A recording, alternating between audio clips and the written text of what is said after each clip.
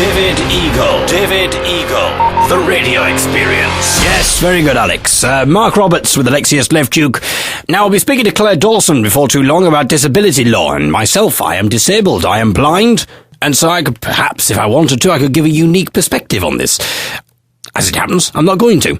But being blind means that I haven't got as much access to literature as you people have, you lucky people, with your eyes and your sight and your seeing. You think you're so cocky, don't you? Well, walking around going, ooh, I like that colour. I like that shade. Yeah, exactly. I can hear. I bet I can hear better than you. Yeah, exactly. You bet you can't hear a dog whistle, can you? Well, I can. I can just imagine a lot of sighted people now kicking themselves. Oh, damn, we always wanted to hear a dog whistle. I can't really hear a dog whistle, by the way. But, well, I can. I've never heard a dog whistle. I mean, that would be, you should put that on Britain's Got Talent. And today my dog will whistle. Singing in the rain. Are you ready? Are you ready, Rover? Okay, here we go.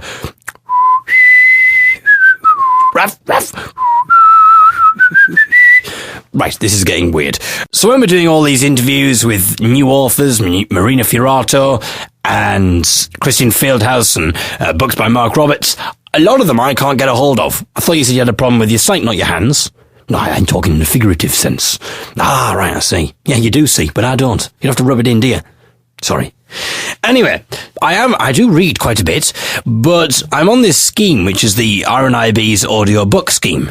And basically, I haven't got round to actually ordering my own books yet, because they don't have a lot of the ones that I would want anyway. They do have a few, but I just haven't got round. I'm a bit lazy and I haven't got round. So I've got these books, which are audiobooks, which are on CD, which trickle through in the post now and again.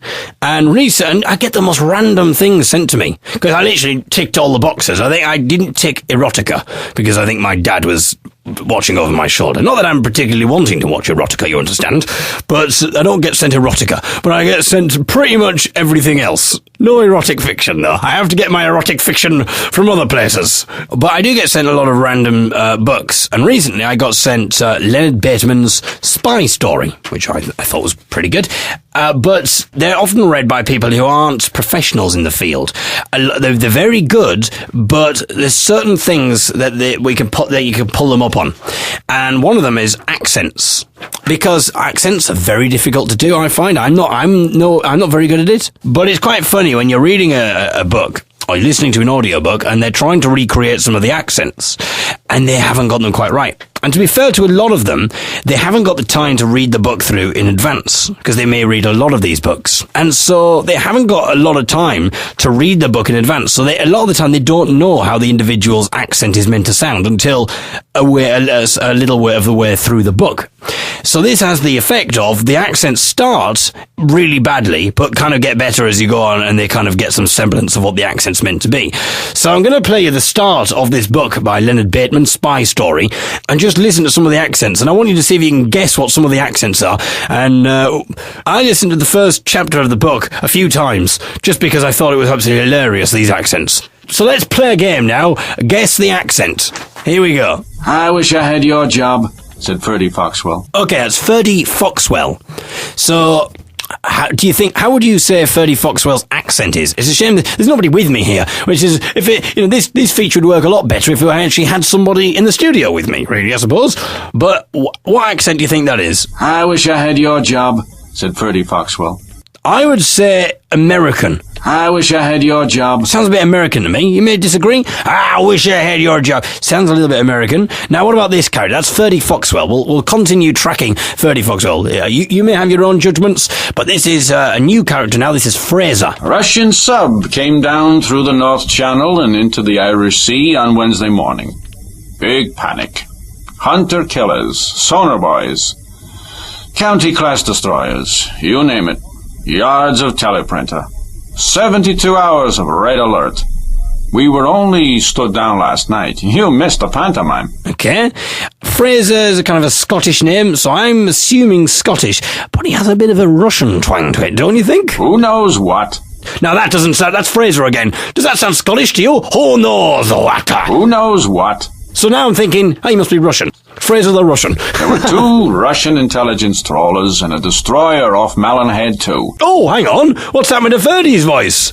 Tricky bastards. All of a sudden, our American friend, who was sounding American back there... I wish I had your job. They were, frightened he was going to put guns ashore in Ulster. He's suddenly gone posh.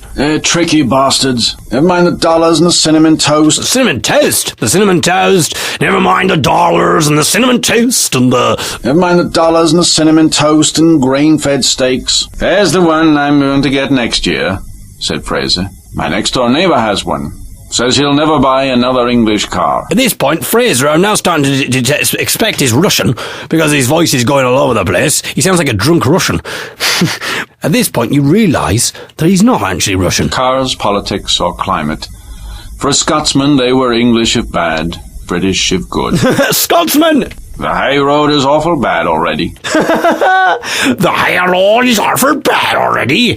He's a pirate now. The high road is awful bad already. That's not Scottish. The oil delivery. Could not get through that way. True. Could not get through. Could not get through that way. That's not Scottish, my friend. You need to get yourself to Scotland and listen how they speak. They don't speak like this. Aye, the high road is always... Aye, me hearty. Aye, you got to get through that way, my friend. Could not get through that way. He made the journey by the road along the Firth. It never freezes there. It's a wicked long journey for that boy. What? That doesn't sound anything like a Scottishman. It's a wicked long journey for that boy. He's gone Jamaican now. This is Fraser, the Scotsman. A wicked long journey for that boy. Aye, a wicked long journey for that boy. Travellers, I don't understand it. Well, this is the best bit. This is the best bit here with the accents. In the silence, I heard one of the other men say, "In our own good time." So what voice accent do you think that is, then? In our own good time. Well, I think, again, that sounds a little bit Russian. But let's hear what accent it is meant to be. In our own good time. His voice was soft, but his accent had the hard, spiky consonants of the English Midlands. No, it did not. The English Midlands? I'm not saying that I could do better. That doesn't sound anything like someone from the English Midlands. In our own good time. His voice was soft, but his accent had the hard, spiky consonants of the English Midlands. Oh, yeah, that's the hard, spiky consonants of the English Midlands coming out there. Well, I like the way you've done it. In our own good time. I think you're wrong there. I didn't hear any hard, spiky consonants, and I certainly didn't hear an English Midlands accent. But apart from that, the book was very good. Leonard Bateman's Spirit Story. This is Southside. Anyway, from that, we move to Claire Dawson. Brilliant link. Who is a legal expert when it comes to disability and employment law. David Eagle, the radio experience.